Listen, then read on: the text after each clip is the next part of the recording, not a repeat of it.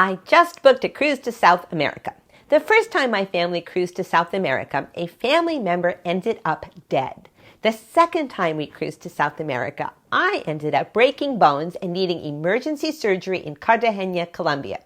And I just booked another cruise to South America. Third time's the charm? Am I mad? Does my family have a South American cruise curse?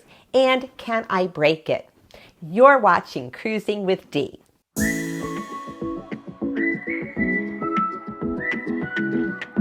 So I told everyone a few weeks ago I was going on a cruise to South America and to Antarctica. Truth is, I had called the cruise line, asked if there were lots of cabins still available. There were. And then sat on my decision. 4 weeks. I really wanted to go. Antarctica is on my bucket list as is South America, and I haven't really seen South America yet. But basically, because of my family history with South American cruises, I just couldn't book the cruise. I was a little freaked out considering what had happened the last few times my family did cruise to South America.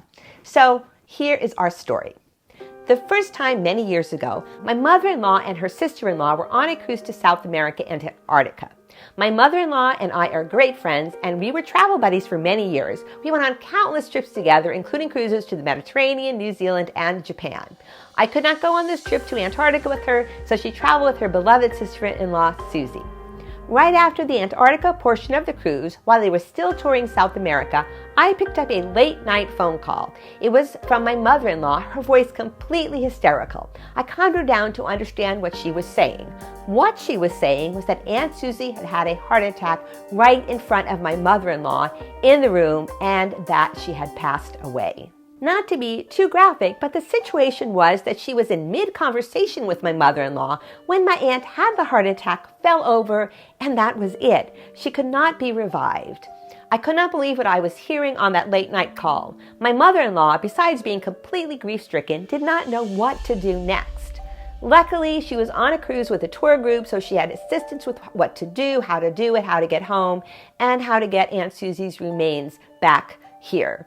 But she was in a foreign country, she didn't speak the language, plus the shock and grief, so it was a lot to deal with. And she had to make the horrible phone call to my aunt's family to let them know what happened and coordinate what to do next. It was a horrible experience, but you should know that death and injury takes place on cruise ships and tours more than you might imagine. I've been on several cruises where someone on board has died, and on many cruises with someone having a medical emergency or severe injury.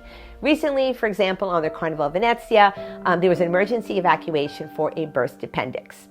So in any event, that was our family's first ever cruise to South America. It was many years later until we attempted another one. My husband and I had a cruise to Brazil booked with Region 7 Seas to take us up the Amazon River. But due to the pandemic, the cruise was canceled, and it was canceled 3 times. Perhaps that should have warned us against trying another South American cruise, but we did try another one. At the end of the pandemic, we booked a cruise through the Panama Canal on Carnival. This cruise was last April when there was still COVID testing required for the cruise. And this cruise actually ended up in the news since it had over 200 cases of COVID on board by the time it got to Seattle. But I digress, as I never made it to Seattle, even to the outbreak of COVID on board. 3 days into the cruise, as we were docked in Cartagena, Colombia, I fell down some stairs and broke my ankle in 3 places, a severe and painful injury. I had to have emergency surgery, so I had to disembark the cruise. Okay, close your eyes if you are squeamish. I am going to show you a photo of the injury. If you don't want to see it, I will tell you when to open your eyes. Okay, close them. Here we go. Here's a photo. 1, 2, 3. Okay, open your eyes, it's over. And that was our family's second attempt to cruise South America.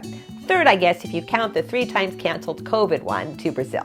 But I am a stubborn person. It's been 50 months since my ankle injury, and I've healed up extremely well. Well enough to already have taken 3 cruises. During my cruise last month, I was able to walk up to 20,000 steps in a day with no ill effect to my injured ankle. And like my mother-in-law, visiting all 7 continents is on my bucket list. Plus, I've seen so little of South America. Basically, all I've seen is Cartagena in my trip from the hospital to the airport. So I got a great offer from Hal for a free cruise.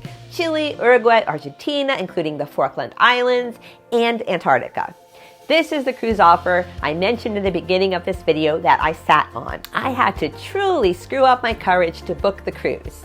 But yes, my courage and my stubborn nature have won, and I now have officially booked the cruise. We are going to try again. Look, here is how I look at it. First, I don't really believe in curses, although goodness, yes, we've had a string of bad luck where our cruises to South America are concerned.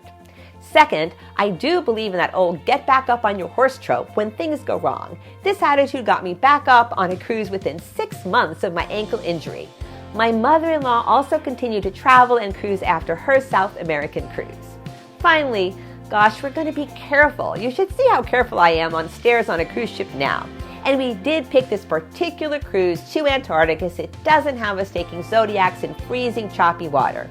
I will get my scenic views of Antarctica from the safety of the ship. Thank you very much.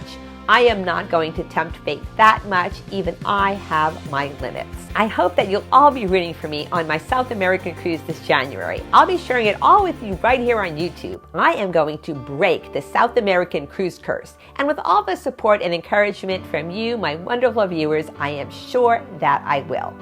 So would you try a South American cruise again if you were me? Have I lost my mind? Should I say, oh heck, 6 continents is enough and be done with it? Please tell me in the comments. Thank you for watching. Please subscribe, hit that notification bell, and give us a like. We have only 200 more subscribers to go to get to 1,000, so you'll really be helping us out. Thank you. You've been watching Cruising with Dee.